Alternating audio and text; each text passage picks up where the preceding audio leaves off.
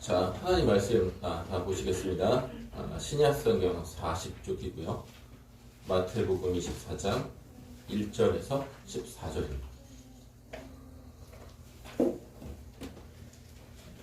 신약성경 40쪽 마태복음 24장 1절부터 14절까지의 말씀입니다. 자, 하나님의 말씀을 들으십시오.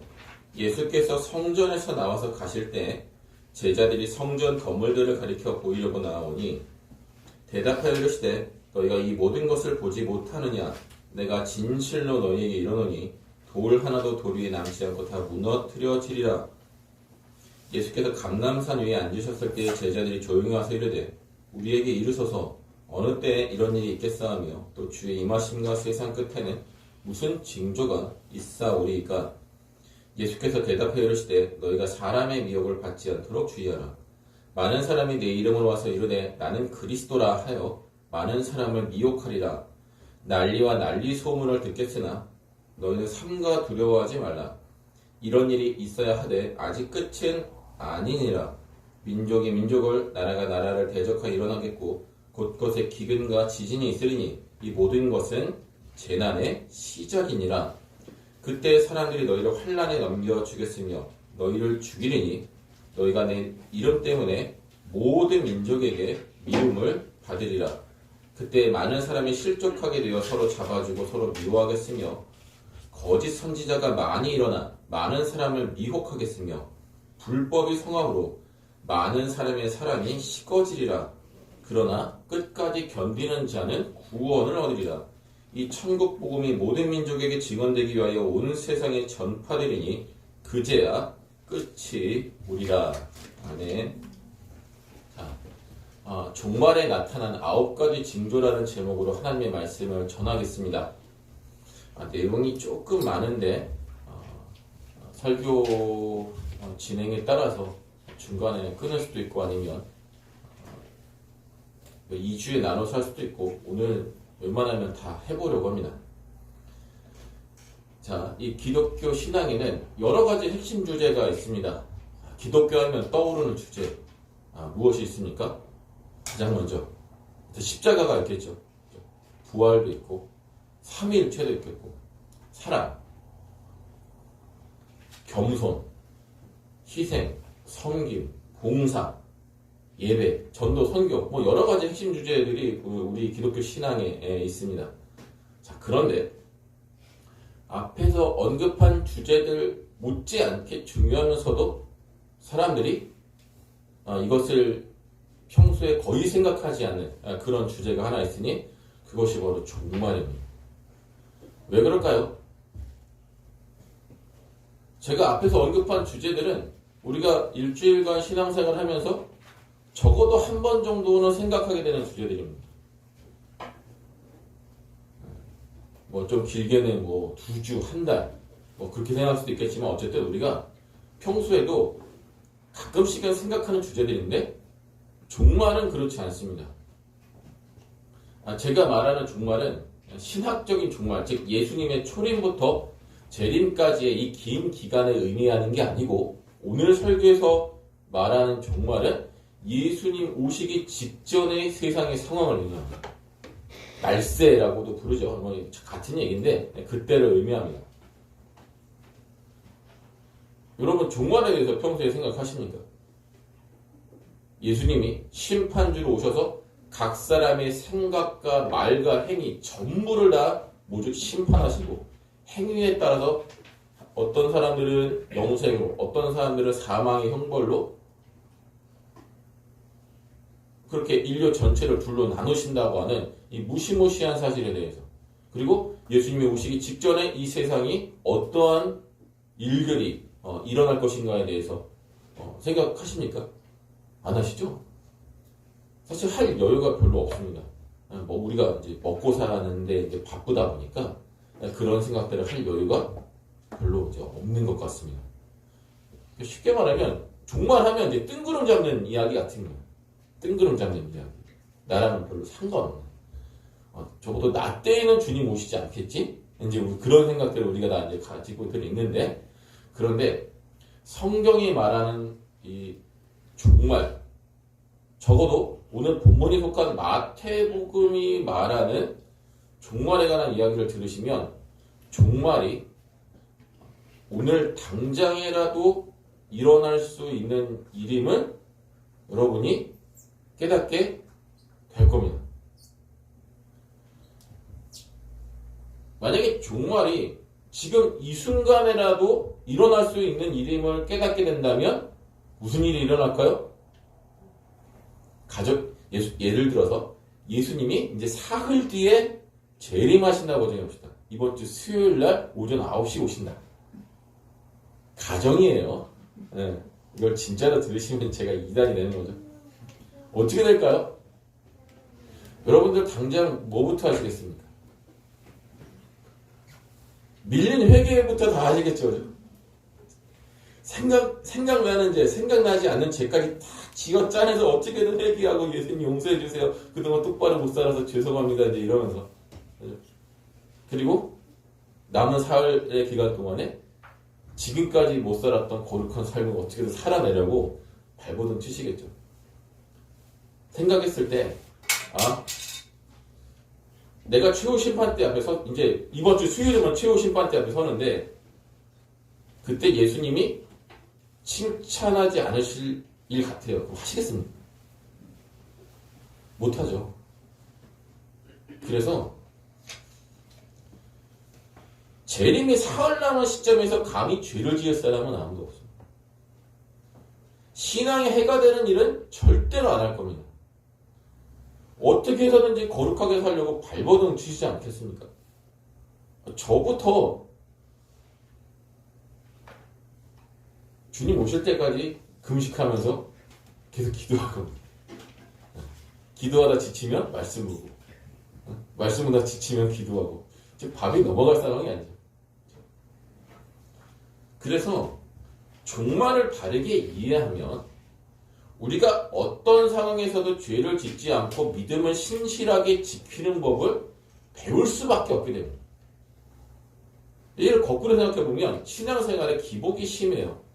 그런 여러 가지 원인이 있지만 가장 중요한 원인은 종말이 무엇인지 모르시기 때문이에요.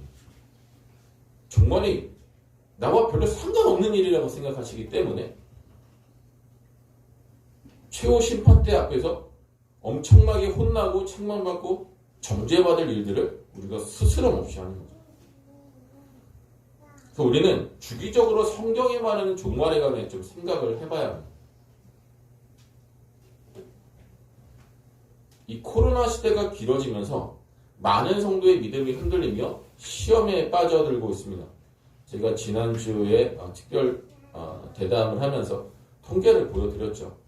예, 조성돈 실천신학대학교 그 교수님에 의하면 도시교회는 교인의 50% 정도가 이제 이탈한 가난한 신자가 돼버린 그런 비극적인 상황입니다.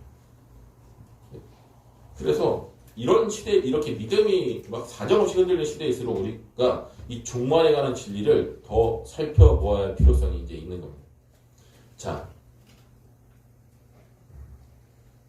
종말에 관해서 예고하고 그것에 대해서 경고하는 두 성경 구절을 한번 볼까요? 자, 성경만 보시죠. 로마서 14장 11절 12절. 로마서 14장 11절 12절. 로마서 14장 11절 12절 제가 읽겠습니다. 기록되었을 때 주께서 이르시되 내가 살았노니 모든 무릎이 내게 꿇을 것이요 모든 혀가 하나님께 자백하리라 하였느니라. 이러므로 우리 각 사람이 자기 일을 하나님께 직구하리라. 이게 최후 심판날에 있을 일입니다. 신자나 불신자나 평생에 살면서 자신이 생각하고 말하고 행동했던 일들을 예수님에게 다 말씀드려야 합니다.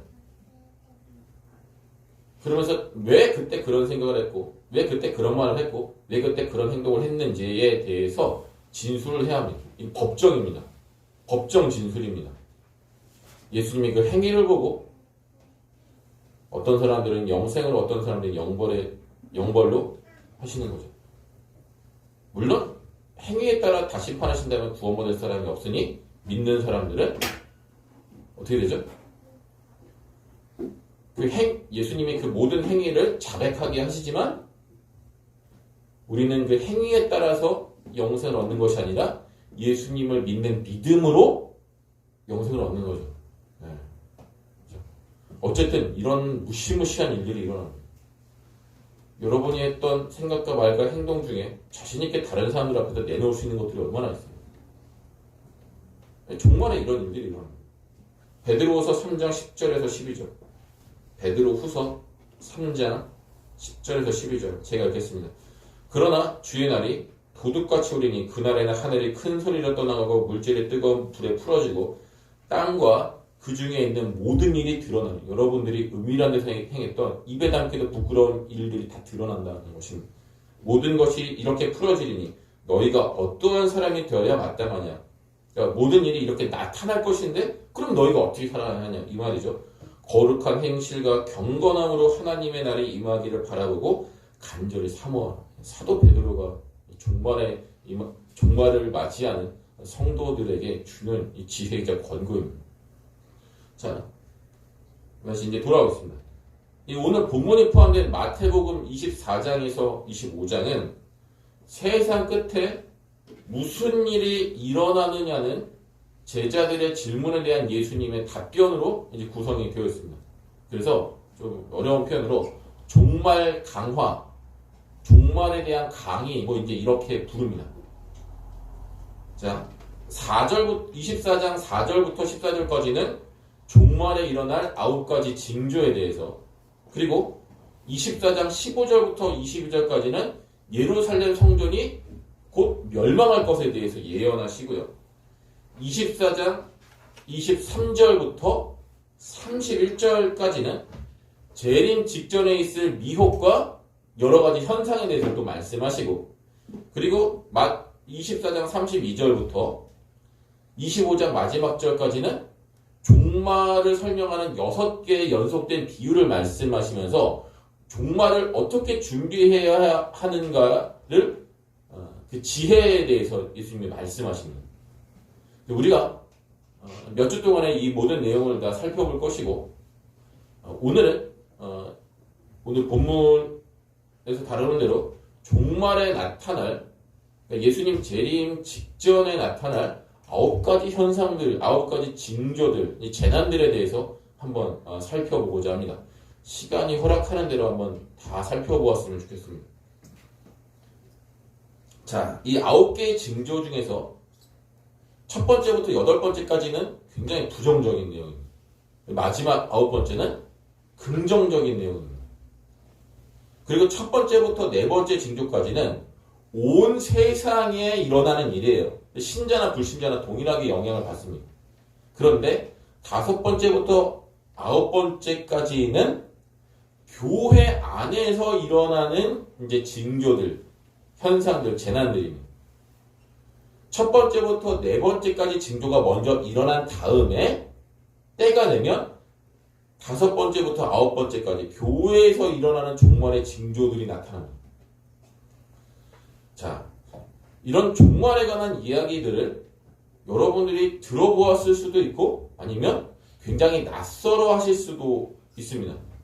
저는 여기에 계시는 분들 중에 상당수의 분들이 이 마태복음에서 예수님 말씀하시는 종말의 모습에 대해서 익숙하다고 여기면서도 실제로는 이 진짜 내용들을 잘 모르실 것이라고 생각합니다.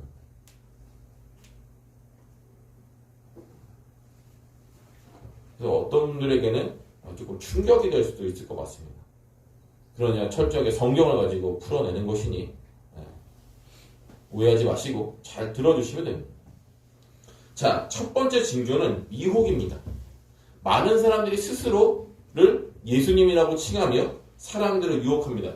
쉽게 말하면 신천지나 하나님의 교회, 안상우, 장길자 이런 사람들이 득세하는 거예요. 1980년대인가 90년대의 통계인데 그 당시 우리나라에 예수님이 47명인가 51명이 있었다고 합니다. 우리나라에만 예수님이 그렇게 많이 계시니까 전 세계로 따지면 몇백 명, 몇천 명의 예수님이 계시겠죠. 말세에 일어나는 이 종말에 일어나는 전형적인 특징입니다. 자, 두 번째부터 네 번째까지의 징조는 세계 곳곳에 전쟁, 기근 아시죠? 우리 학생들 기근 알죠? 기근. 기근 있고, 그 다음에,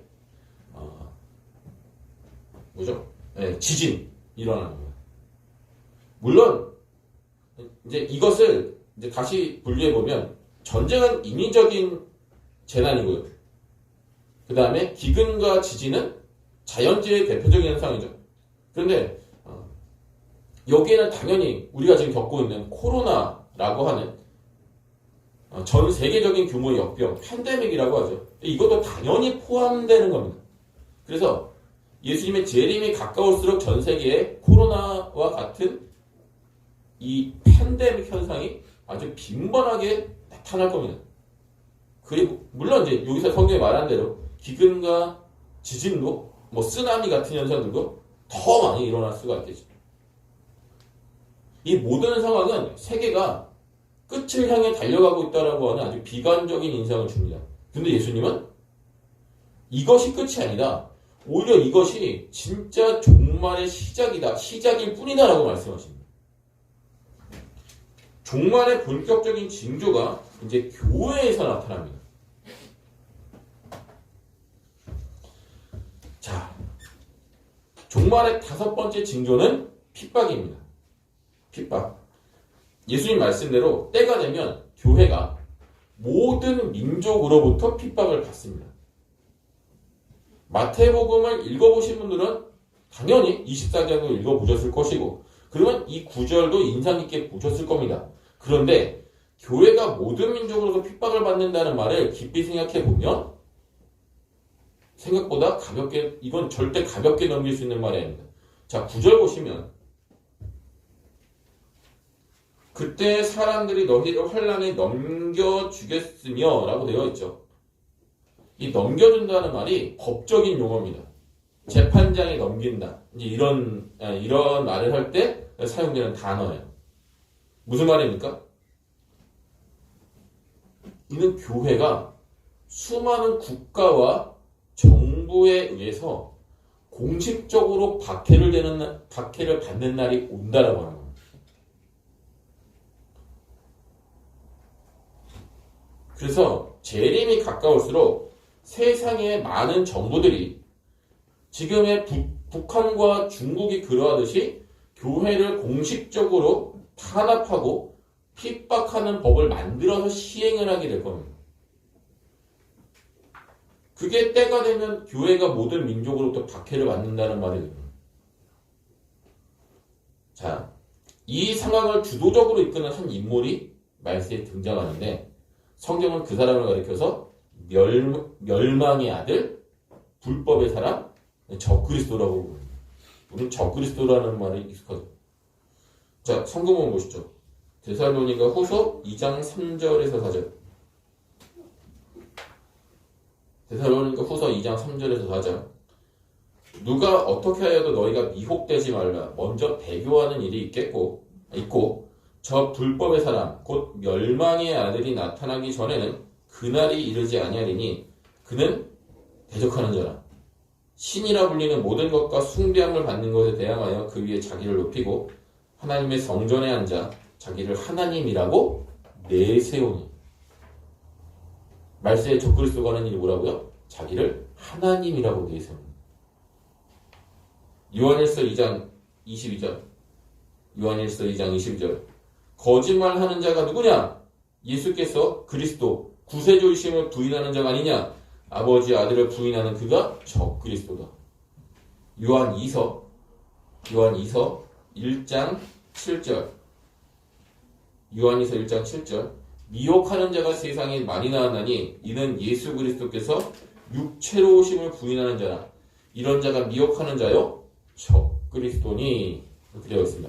자, 세상 역사에는 작은 적그리스도라고 불릴 만한 사악한 인물들 그리고 세속 국가들이 있었습니다. 대표적인 것이 기독교인들을 막 산채로 불태워 죽였던 로마의 황제 네로 같은 사람, 로마 정부, 히틀러 뭐 이런 사람들이 있는 거죠. 북한의 그 독재자인 김일성, 김정일, 김정은 일가도 이런 일들을 하는 사람입니다. 그래서 이 사람들을 제가 만든 말인데 작은 적그리스도라고 부를 수 있습니다. 그런데 성경이 말하는 오늘 이 데살로니가 후서 2장 3절 4절에서 말하는 적그리스도는 예수님 재림하시기 전에 나타나는 특정한 한 인물을 가리킨다고 신학자들이 공통적으로 의견을 모으고 있습니다. 어떤 사람들은 어떤 하나님을 대적하는 어떤 세속 국가다, 정부다라고 말하기도 하는데 그건 아주 소수 의견이고 대다수는 헬라 문법이나 이런 것들을 고려했을 때 이건 특정한 한 인물이 나타난다라고 봅니다. 자, 먼저 교리적으로요. 적그리스도는 예수님이 구세주 되심과 그리고 예수님이 성육신하셨음을 부인합니다. 그러니까 예수님 자체를 부인하는 인물입니다. 자, 이제 우리가 관심을 오늘 가져야 할 말세에 나타나는 이 적그리스도는 이제 어떤 식으로 활동하느냐? 사탄으로부터 초자연적인 능력을 받은 인물입니다. 온갖 놀라운 이적과 권능을 행해요. 그것을 가지고 사람들을 유혹하고 미혹하고 속입니다. 그 사람의 목적은 무엇이냐? 자, 집중해 주세요. 그 적그리스도의 목적은 무엇이냐면 세상 모든 사람이 자신을 하나님을 능가하는 최고의 신으로 여기게 만드는 거예요. 그게 적그리스도의 목적입니다. 우리는 이제 이 세상의 신은 하나님 한 분에는 없다고 이제 믿고 그것이 진리지만 그렇지 않은 사람들은 세상에 여러 신들이 있다고 보잖아요. 근데 적그리스도는 그 모든 신들, 하나님을 포함해서 그 모든 신들보다 자기 자신을 더 높이려고 하는 사람입니다. 근데 사탄으로 같은 엄청난 권능이 있으니까 그것을 가지고 사람들을 속이는 거죠.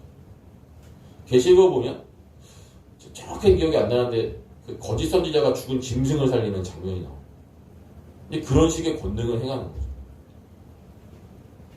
인간인데 신이 되려고 하는 존재입니다.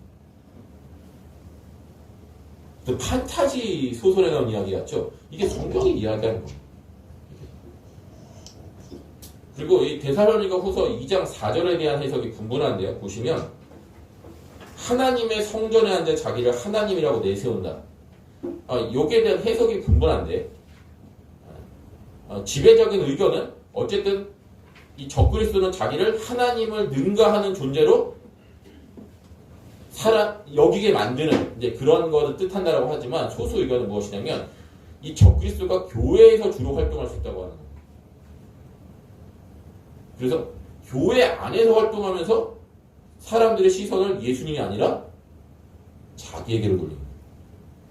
그래서 그리스도의 자리를 찬탈해서 자기가 영광 받으려고 한다. 그런 식의 해석도 있습니다. 어쨌든 적그리스도는 하나님의 자리에 오르고 싶어서 안달난 사탄적인 인물입니다. 자, 그래서 이 적그리스도가 여러 가지 권능과 기적을 행하면서 놀라운 일들을 행하면서 자기 자신을 세상을 구원할 구세주처럼 여기게 만듭니다. 이때 그 미혹에 빠진 사람들은 자발적으로 적그리스도를 하나님처럼 신으로 숭배하고요. 그렇지 않은 성도들, 진짜 성도들이죠. 그런 사람들은 온갖 핍박을 당하고 오늘 마태복음 말씀대로 죽임을 당할 겁니다. 더 나아가서 예수님 대신 적그리스도를 구세주로 섬기는 일에 배교한 사람들이 앞장설 겁니다.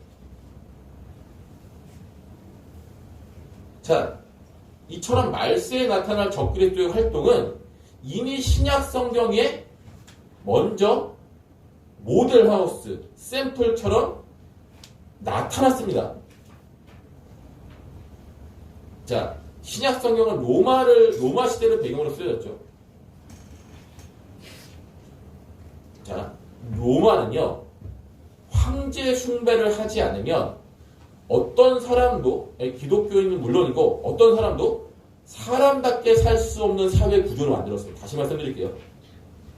신약 성경이 쓰여진 그 시대에 로마는 어떤 사람도 로마 황제를 신으로 숭배하지 않으면 사람답게 살 수 없는 구조로 만들었어요. 사람들은 1년에 한 번씩 각 도시마다 로마 황제를 섬기는 신전이 있었는데 그 신전에 가서 황제 숭배를 해야만 했습니다. 그래서 그 황제 숭배를 하고 나면 황제 숭배를 했다고 하는 증명서를 발급해줘요. 증명서를. 그래서 그 증명서가 있어야만 로마 사회에서 인간답게 살 수 있는 기본적인 권리들을 보장받을 수 있었습니다. 황제 숭배를 하지 않으면 어떻게 되죠? 그런 기본적인 권리들의 보장이 별로 안 되는 거예요. 그래서 신약시대에 신약성경에 나타난 교회들, 그 성도들의 형편이 대체적으로 가난했던 결정적인 이유가 여기 있습니다.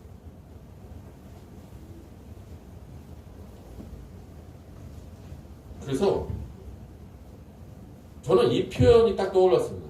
황제 숭배를 하지 않는 사람들, 성도들 포함해서 사람들은 서서히 말라 죽어갔던 거예요. 로마 치하에서. 더 나아가서 로마는 20년, 때로는 수십 년마다 한 번씩 대규모 박해를 통해서 황제 숭배를 거부하는 기독교인들을 많이 죽였습니다. 기독교 역사가 나타나는 거예요. 그래서 로마는 적그리스도와 그가 장악한 국가 권력의 모습이 무엇인지를 보여주는 모델하우스가 같습니다. 놀랍게도요, 이 기독교 역사가 2000년이 되지 않았습니까? 그 2000년 역사 동안에 기독교를 대적한 많은 독재자와 세속 국가들이 있었습니다. 그들은 정도의 차이가 있는데 다 로마의 방식을 따랐습니다. 가깝게는 우리 북한을 보지 않습니다. 기독교인들은 발각되자마자 다 사형당합니다. 그런 일들이 이 21세기에도 세계 곳곳에서 빈번하게 일어나고 있는 거예요. 이제 아프리카 같은 이제 국가, 또 무슬림 국가에서는 기독교를 믿는다는 이유만으로 그 마을이 무슬림들의 아니면 다른 이제 종교인들의 아니면 이제 군인들의 습격을 받아서 뭐 하룻밤 만에 한 마을이 몰살당하는 그런 소식들이 이제 일주일에도 몇 번씩 저에게 들려옵니다. 우리가 이 종교의 자유가 거의 완벽하게 보장된 나라에서 살고 있어서 그렇지 이 핍박이라고 하는 것은 다른 나라에 가면 엄연히 존재하는 현실입니다. 이러한 일들이 말세에 적그리스도를 통해서 전 지구적인 규모로 재현이 됩니다. 더 강력하게 재현될 수 있습니다. 우리가 만약에 적그리스도와 같은 시대를 살아가게 된다고 하면 정말 정신을 똑바로 차려야 합니다. 자, 본문으로 돌아가기 전에 적그리스도 얘기가 나왔으니까 한 가지 첨언을 좀 하겠습니다. 성도는 특정한 정당이나 정치 이념을 자유롭게 지지할 수 있습니다. 소위 말해서 우리가 뭐 우측, 좌측 뭐 이렇게 이야기하잖아요.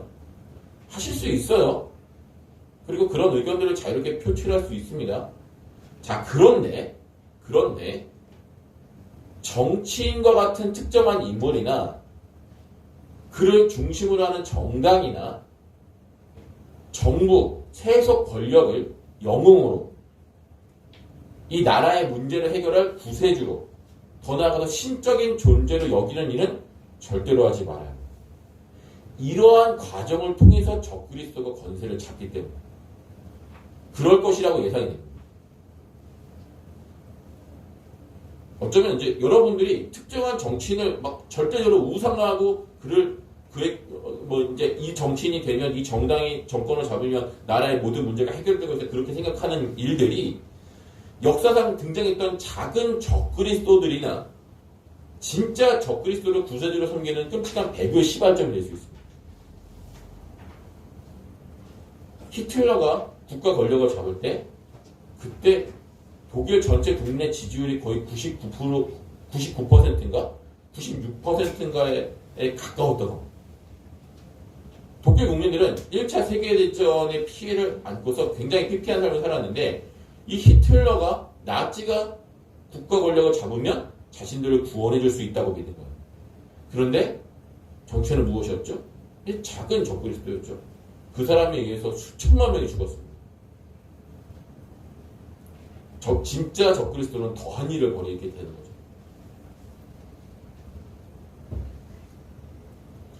제가 방금 전에 언급한 이 지구적인 규모의 박해를 통해서 6번째 징조인 실족과 7번째 징조가 등장합니다. 자, 핍박이 심해지면 어떻게 될까요? 가장 먼저 일어나는 현상. 교회 나가면 감옥에 가둔답니다. 벌금을 먹인대요. 감옥에 가둔대요. 심지어 죽인답니다. 무섭죠. 저도 무섭습니다. 그런 일이 실제로 벌어지면. 어떻게 됩니까? 배교하는 거죠. 배교가 두드러진 현상이 됩니다. 그래서 예수님은 실족하는 사람들이 나온다 이렇게 표현하셨는데 그거는 배교와 배신이라는 두 가지 형태로 나타납니다. 배교는 말씀드릴 거 없죠. 믿으면서 떠나는 겁니다. 나 이제 예수 안 믿을래. 이렇게 되는 거고 배신은 무엇입니까?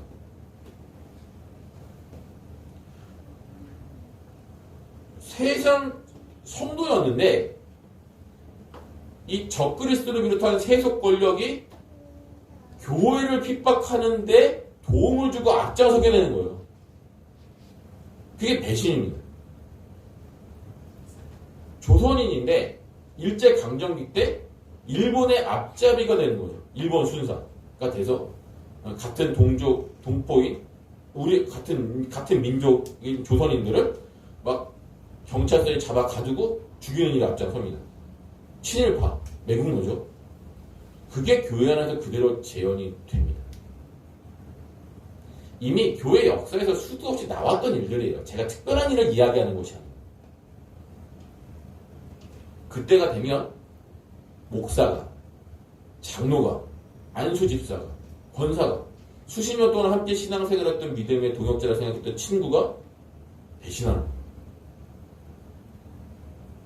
그래서 교회는 안팎으로 극심한 공격을 당하게 됩니다.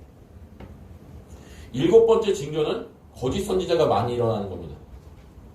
이들은 교회가 온 세상으로부터 핍박받는 일을 교묘하게 노립니다. 자, 성경과 교회 역사를 보면 잘 들으세요. 거짓 선지자들은 항상 신앙 때문에 어려움을 겪는 성도들을 노렸습니다. 육식동물들이 초식동물을 노릴 때 젊고 건강한 개체를 노린다기보다 새끼 아니면 늙은 개체, 병든 개체를 노리죠. 사냥이 쉬우니까. 거짓 선지자들도 그래요. 그러면 신앙 때문에 어려움을 겪는다는 말은 무슨 말입니까? 신앙 때문에 손해보고 핍박받고 이런저런 종류의 어려움을 겪는 사람들, 그런 사람들을 노린다는 거예요. 그러면 거짓 선지자들이 주로 하는 메시지는 뭐냐? 당신 신앙 때문에 고민하죠? 하나님과 세상 사이에서 갈등하죠? 하나님도 믿고 하나님을 잘 믿으면서도 세상에서 복받고 잘되고 성공하는 비결이 있습니다. 그런 식의 메시지를 던지는 거예요. 구약 성경부터 거짓 선지자들은 계속 똑같은 일을 해왔습니다. 이 대표적인 예가 계시록 2장에 등장하는 두아디라 교회의 예입니다. 자, 요한계시록 2장 18절 20절 보시죠. 성경모음에 있습니다. 요한계시록 2장 18절에서 20절. 요한계시록 2장 18절에서 20절. 자, 제가 읽겠습니다. 두아디라 교회의 사자에게 편지하라. 그 눈이 불꽃 같고 그 발이 빛난 주석과 같은 하나님의 아들 예수님이 이르시되 내가 내 사업과 사랑과 믿음과 섬김과 인내를 아노니 내 나중 행위가 처음 것보다 많도다. 처음 칭찬하시는 겁니다. 20절 보세요. 그러나 내게 책망할 일이 있노라. 자칭 선지자라는 여자 이세벨을 내가 용납하매니 그가 내 종들을 가르쳐 꿰어 행음하게 하고 우상의 재물을 먹게 하는도다.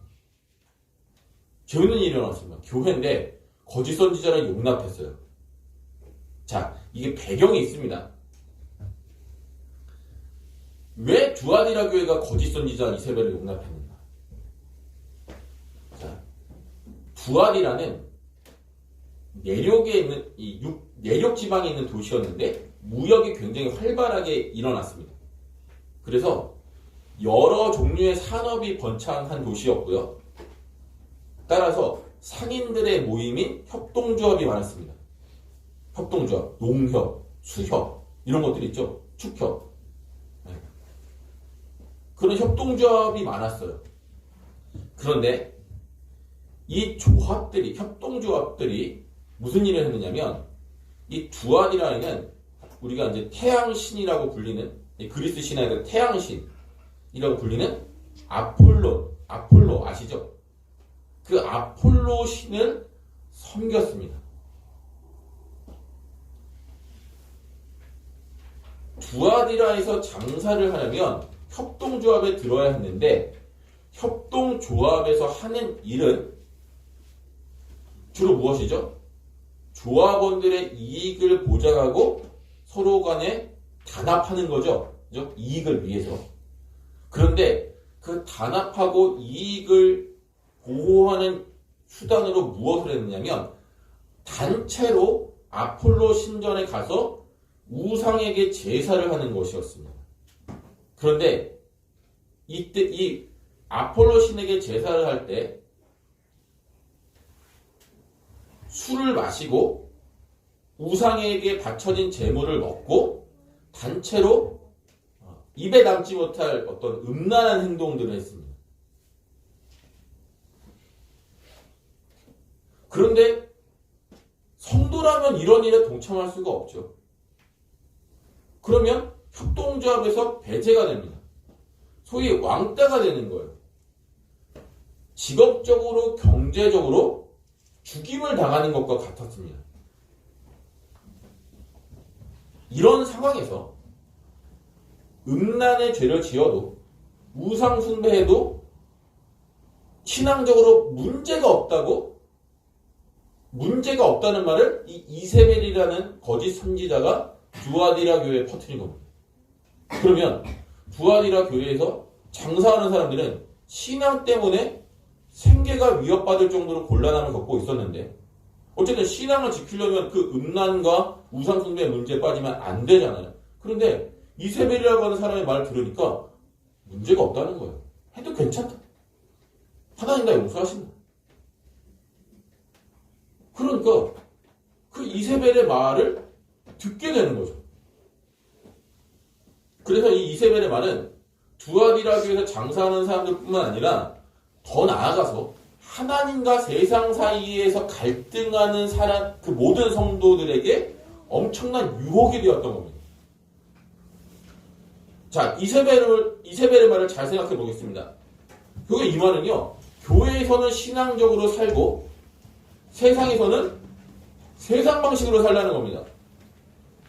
신앙 때문에 골치 아픈 일, 손해보는 일, 억울한 일, 핍박받는 일을 피하려면 예수님만 섬기면 안 된다. 예수님도 섬기고 로마 황제도 섬기고 세상신도 섬기고 바알도 섬기고 돈도 섬기고 세상 방식대로 살아야 한다. 즉 그런 이야기를 하는 겁니다. 하나님과 세상 모두 양다리 걸치고 살아도 아무 문제 없다라고 이야기하는 겁니다. 하나님과 세상을 같이 섬기면 오히려 복받고 잘 되고 원하는 것 이루면서 소원 성취하면서 성공한다라고 하는 겁니다. 그게 거짓 선지자 이세벨의 말이고 구약 성경부터 등장했던 모든 거짓 선지자들이 하려는 말이었습니다. 우리가 신앙 때문에 못하는 일이 얼마나 많습니까? 이 주일날 여러분들 지금 뭐 하십니까? 이 교회 와서 이 재미없는 목사의 말을 오랫동안 듣고 계시죠?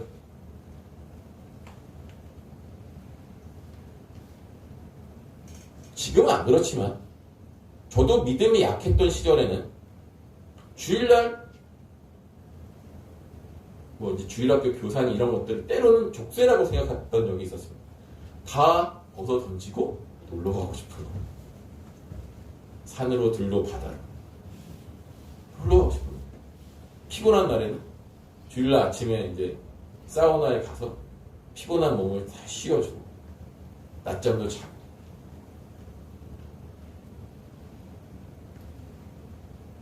우리 모두는 다 그러한 유혹들을 견뎌내고 이겨내고 주일날 오는 거죠. 그런데 그렇게 살아도 아무 문제가 없다고 하니까 얼마나 달콤합니까? 그게 거짓 선지자들의 메시지였습니다.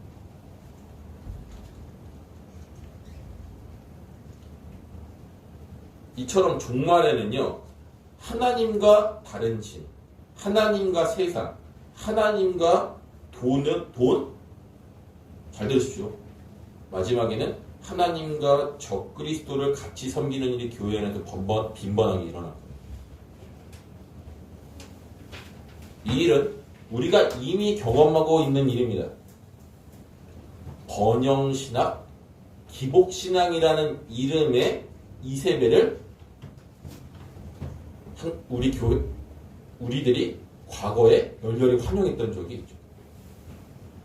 지금도 많은 사람이 하나님과 돈을, 하나님과 세상 성공을 같이 섬기고 있습니다. 이세벨을 용납하는 일이 우리에게 먼 일이 아니라 생각보다 익숙한 일들입니다. 종말의 8번째 징조는 교회 안에서 불법이 성행하고 많은 사람의 사랑이 식는 일입니다. 이 해석을 잘 들으셔야 합니다. 불법이라고 하는 것은 하나님의 법을 어긴다는 뜻이죠.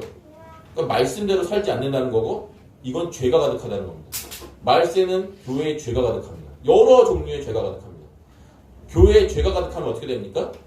신앙의 본질인 하나님 사랑, 이웃 사랑이 식어버립니다.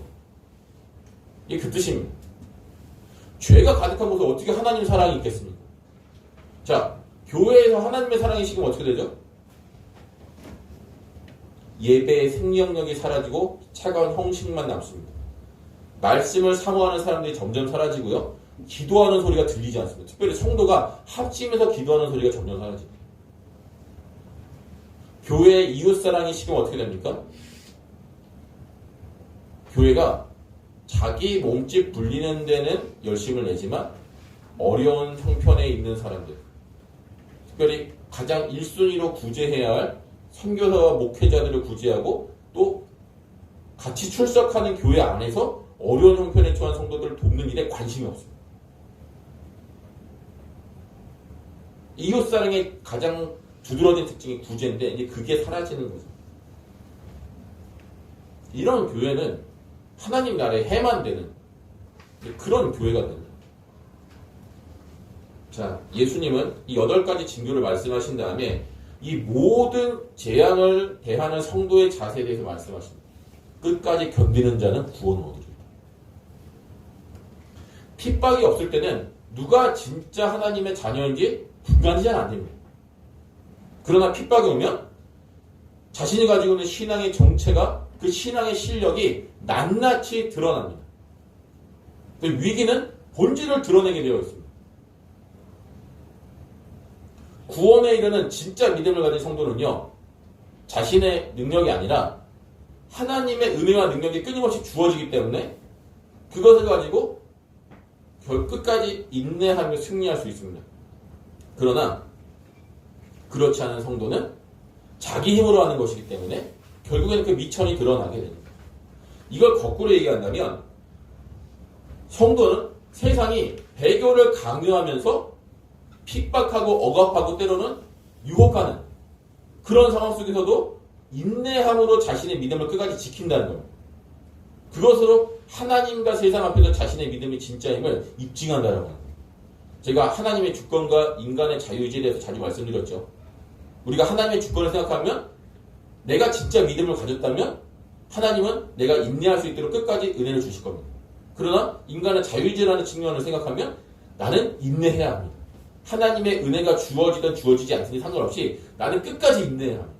이 두 가지 사실이 같이 갑니다. 그러니까 은혜 주실 것을 기대하면서 그것을 기정사실화하면서 끝까지 인내하셔야 합니다. 종말의 마지막 9번째 징조이자 유일하게 긍정적인 징조는 복음이 모든 민족에게 전파되는 것입니다.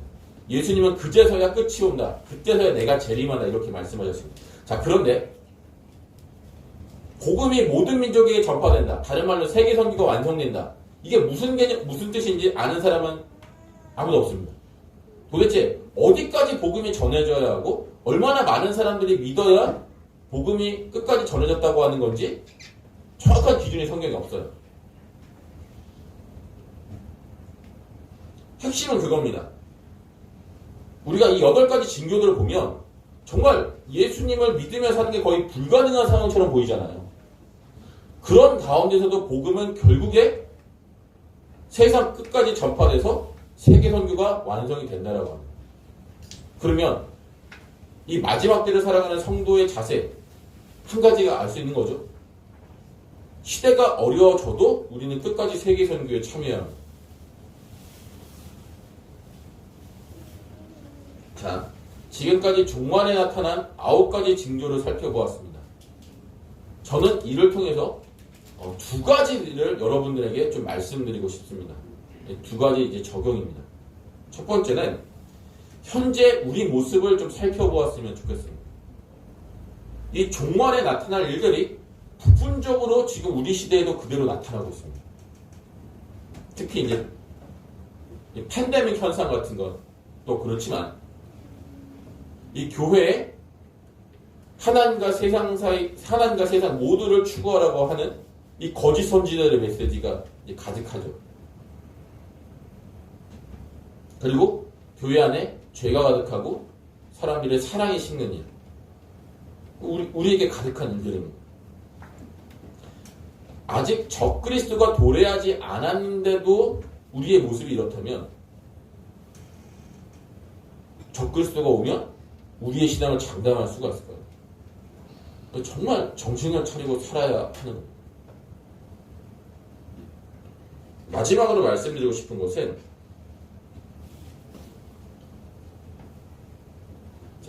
종말에 나타나는 이런 끔찍한 일들과 적그리스도에 관한 일들을 겪으면서도 우리가 종말이 예수님의 재림이 목전에 다가왔음을 조금도 깨닫지 못할 수 있다라고 하는 거예요. 놀랍죠? 오늘 설교만 놓고 보면 종말의 때에 이걸 알아채지 못할 사람이 있을까 싶잖아요. 막 배교가 일어나고 사람들이 막 배신하고 온 세계가 교회를 핍박하고 막 적그리스도가 놀라운 막 신적인 기적을 발휘하고 뭐 이런 일들이 막 일어나는데 모를 수 있다는 거예요.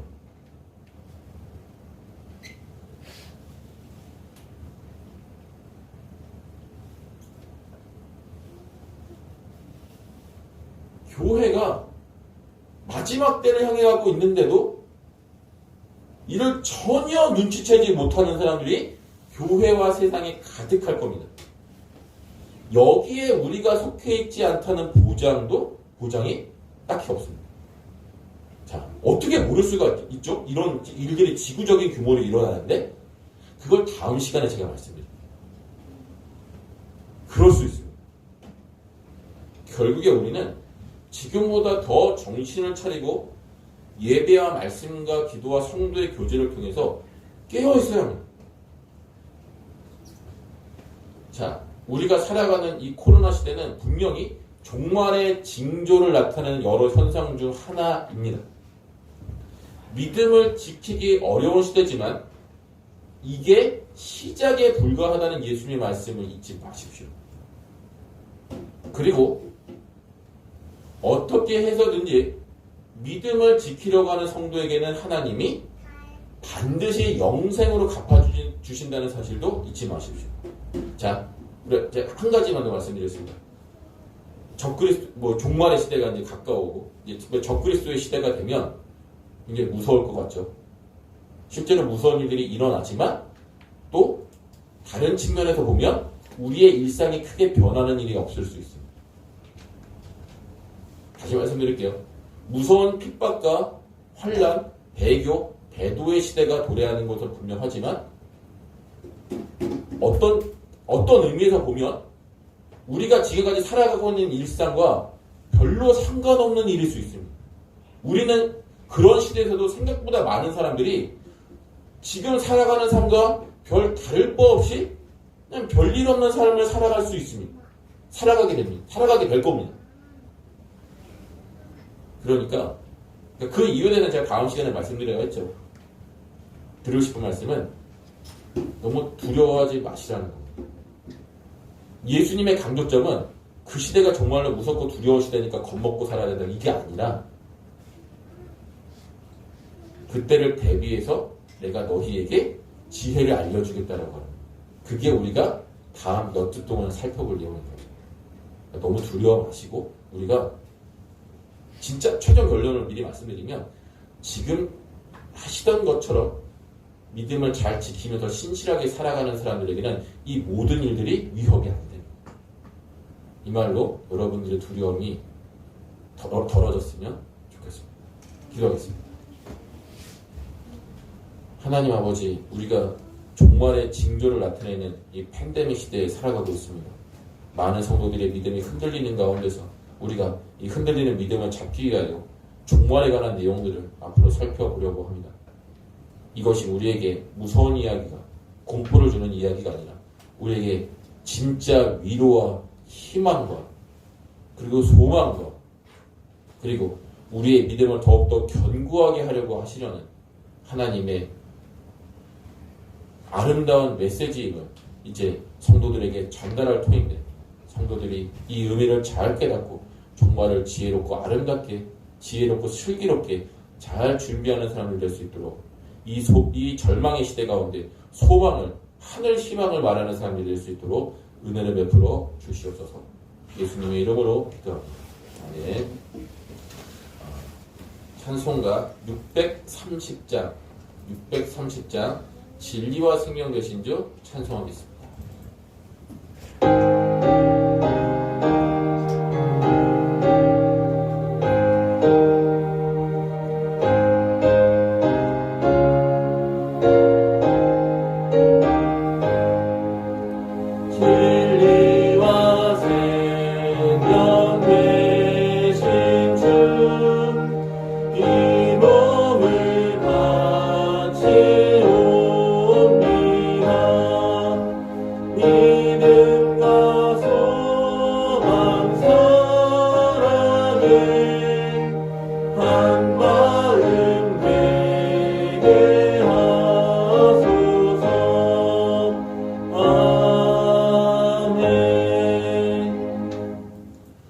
우리 주 예수 그리스도의 은혜와 하나님 아버지의 사랑과 성령의 교통하심이 어떤 상황에서도 믿음을 신실하게 지키려고 하나님 앞에서 발버둥치는 우리 모든 성도들 위해 영원히 있어지이다.